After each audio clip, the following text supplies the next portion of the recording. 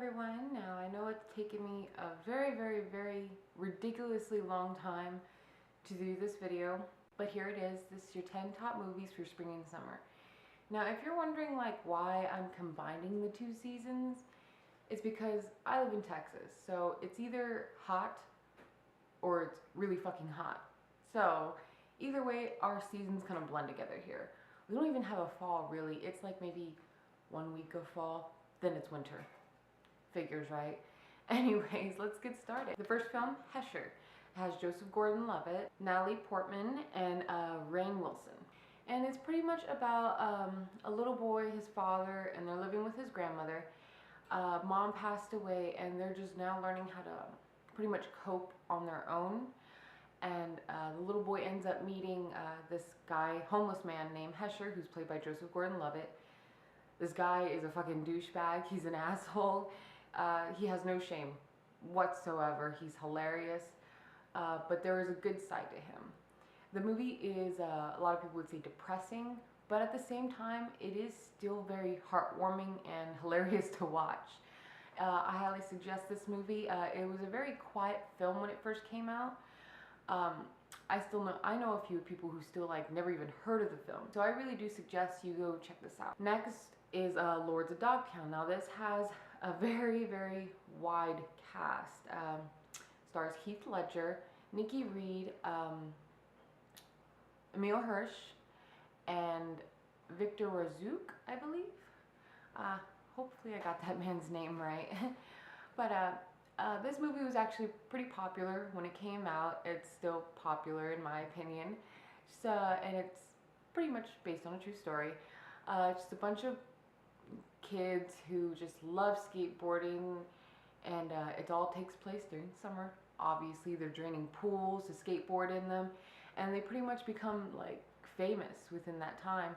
But as they become famous, it shows that fame takes away from the things that are more important. That's like your friendship, your family, and just love altogether. Changes who you are. Next film I have mentioned before in another review, but I'm going to mention it again because it's a summer movie, in my opinion at least, and that is Hard Candy. It has Ellen Page and Patrick Wilson. I guess I'll just refresh y'all's memory on what this one's about. It's pretty much, people give me a lot of shit for saying this, but I'm going to say it anyways because that's how I feel about the movie. It's somewhat of a man-hating film. Ellen Page lures in this guy offline, and it seems like innocent at first, but she's accusing him from being a pedophile. She pretty much holds this guy against his own will in his own home, and she does a lot of fucked up things to him. And I would consider this movie summer because like of the heat, just the way like the whole cinematography, the way everything looks, it all like screams summer to me. This is another movie a lot of people did not hear about. When Ellen Page first got popular, it was because of Juno. Unless you're really into independent films, she did have a few films before Juno, and this is one of them. And funny thing is, during this entire movie, she's wearing a wig. So, the more you know. Whatever, right? Next movie is Hick. This has Chloe Moritz, Juliette Lewis, and Blake Lively. Now, this movie, it's another independent film. A lot of people didn't hear about it. Pretty much, Chloe Moritz plays this young teenage girl. She's living the white trash life, pretty much. Her family's driving her crazy. She's got one hell of an imagination. She loves to draw. But she decides to just take off. Do her own thing, find her own way. And on the way, she meets some very interesting characters. I don't know how to put this, but there isn't much really going on with the movie. I wouldn't say it's necessarily about like, you know, family and what family should do for each other, but it's more like what your actions can cause other people to do. This is just a movie you're gonna have to check out for yourself. You may like it, you may hate it, but you know what? It's certainly summer-based, so why not? The next movie, Adventureland. This has Ryan Reynolds, Kristen Stewart, Kristen Wiig, Jesse Eisenberg, and Bill Hader. Hader. I'm trying. Anyways, this kid, he wants to save up some college money. So he decides to work at this really shit, horrible carnival thing. He's a square. It's the best way I can put it. He doesn't know from an ass to an elbow when it comes to jack shit, except that he smokes pot. And this time he ends up falling in love, you know, summer love, it's always fun.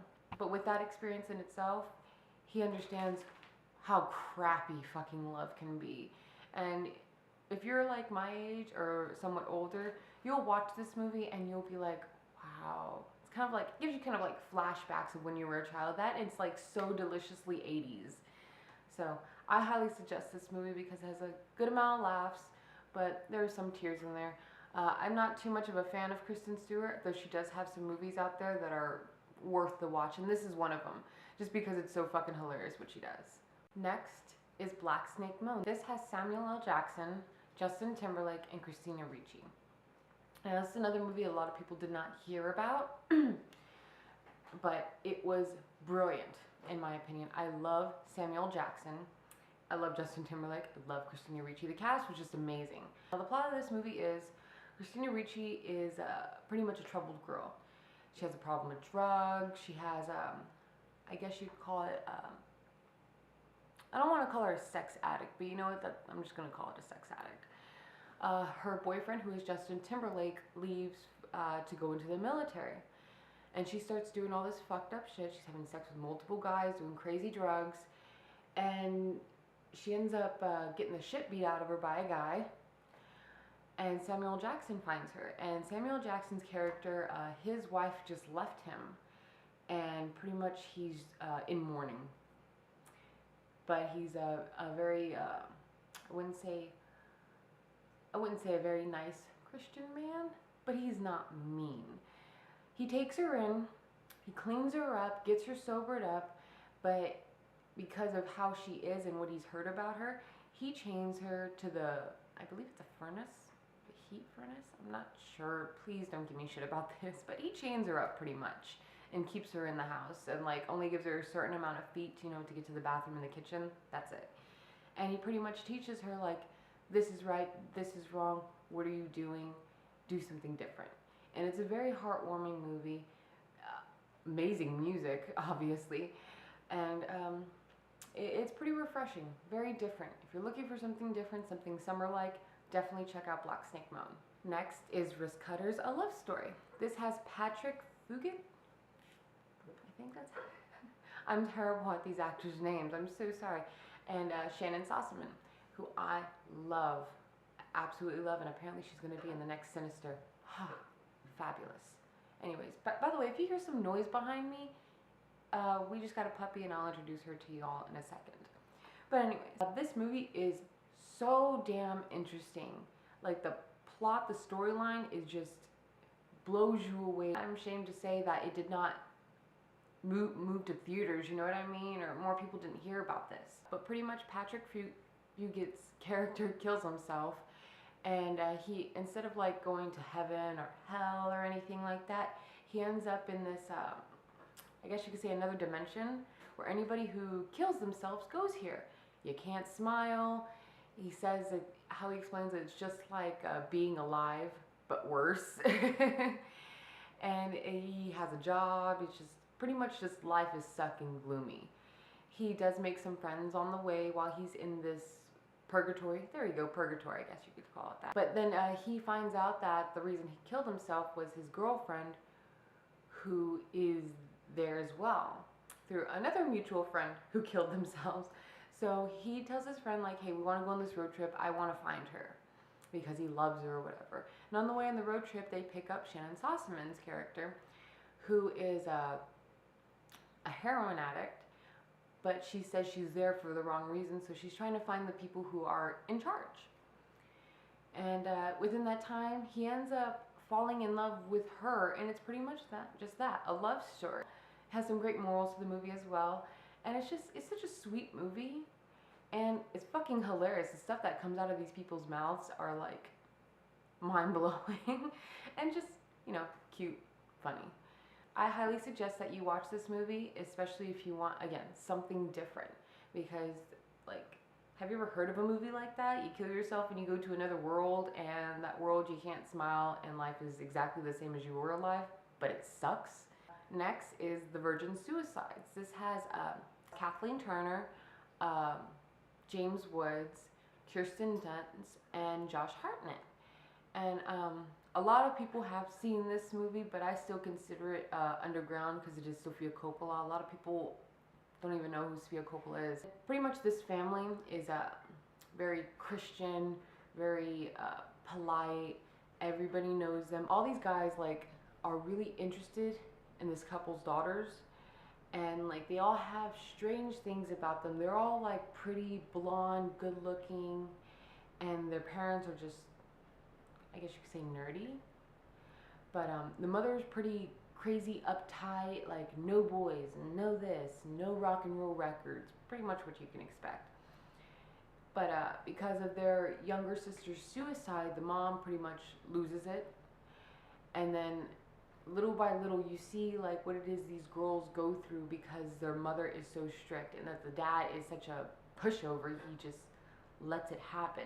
And within this time, these boys that are obsessing over these girls, they are doing whatever it takes to make them feel loved. But it's a very strange movie, but very eye-catching. Like, you really are curious about what's gonna happen at the end of the movie. There's a little bit of a spoiler here. Don't be surprised if you are disappointed in the ending. I'm just gonna leave it at that. But it's still a great movie. Next is Death Proof. This has Kurt Russell, Rose McGowan, Rosario Dawson, Tracy Thoms, and Eli Roth. Figures, it's Quentin Tarantino. Pretty much this movie is about Kurt Russell's character. He is a stuntman, but he's kind of got a weird, creepy side to him.